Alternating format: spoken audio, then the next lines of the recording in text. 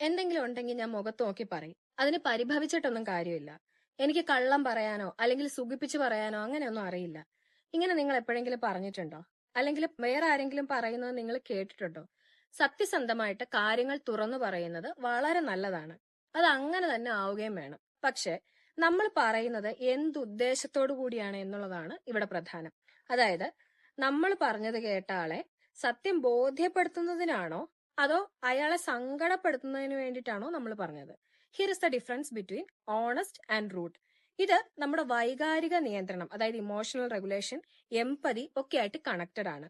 നമ്മുടെ മുന്നിൽ നിൽക്കുന്ന ആളെ മനസ്സിലാക്കാൻ ശ്രമിച്ചുകൊണ്ട് അവരുടെ നന്മയെ കരുതി അല്ലെങ്കിൽ നമ്മുടെയും അവരുടെയും നന്മയെ കരുതി ഒരു ബന്ധത്തിൽ സത്യസന്ധത നിലനിർത്തണം എന്ന ബോധ്യത്തിൽ നമ്മൾ സത്യസന്ധമായി കാര്യങ്ങൾ അവതരിപ്പിക്കാറുണ്ട്.